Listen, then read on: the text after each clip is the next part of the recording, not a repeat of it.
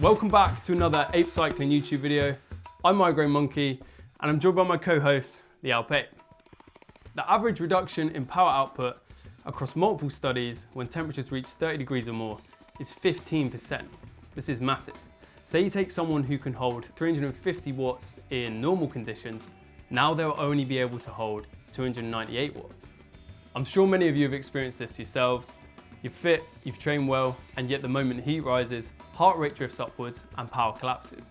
It feels like months of fitness have disappeared overnight. In today's video, we'll break down the real physiological reasons why endurance performance collapses in the heat.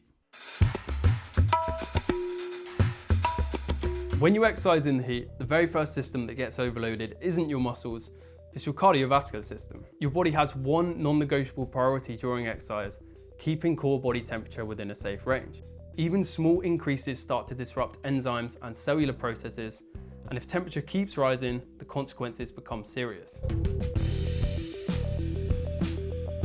To prevent this, blood is redirected away from working muscles and towards two locations: the skin, to lose heat via convection and radiation, and the sweat glands, to produce sweat for cooling via evaporation. Therefore, you've got less oxygen delivery to the working muscles, directly reducing performance. You're essentially asking the heart to do two jobs at once: feed the muscles and cool the body.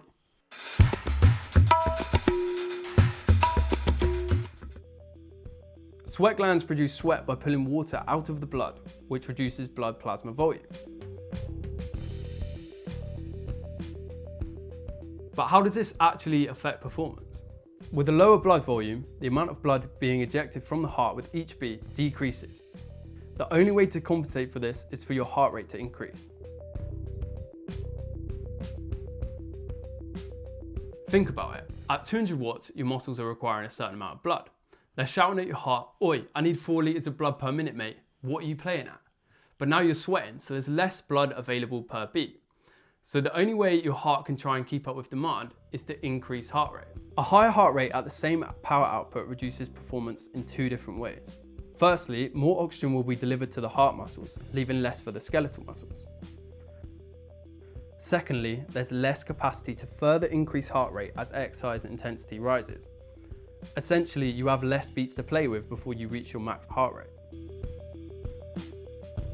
The more sciencey terminology here would be that you're limiting your cardiac reserve. You've probably noticed this yourselves when you're riding in the heat. Your heart rate's a lot higher for a certain power output than it normally would be. The higher heart rate at the same power output is a sign your body's under stress. Combining this with our next reason will make fatigue hit even sooner.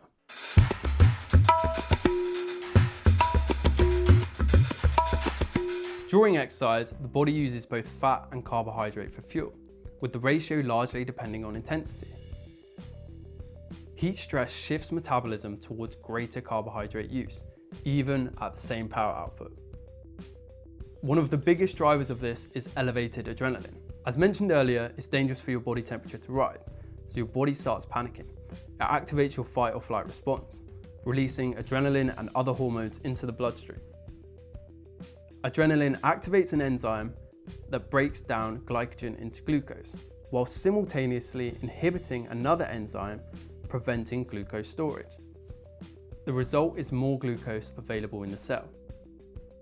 Together, these mechanisms shift the body towards greater carbohydrate use, resulting in greater glycogen depletion at the same power output and therefore earlier time to exhaustion. Basically, adrenaline stormed into the muscle cells with copious amounts of glucose, forcing them to use it whether they asked for it or not. Most of the performance loss in the heat comes from these three big central limitations: cardiovascular strain, dehydration, and faster glycogen depletion. Being aware of these factors matters because it influences what adaptations we can expect from heat training, and also, more crucially, how we can design a more practical heat training protocols. Now that we understand what heat limits first, the next question is, can we adapt to this? In the next physiology video, we'll be taking a deep dive into the scientific research to see how much performance gain we can expect from heat training.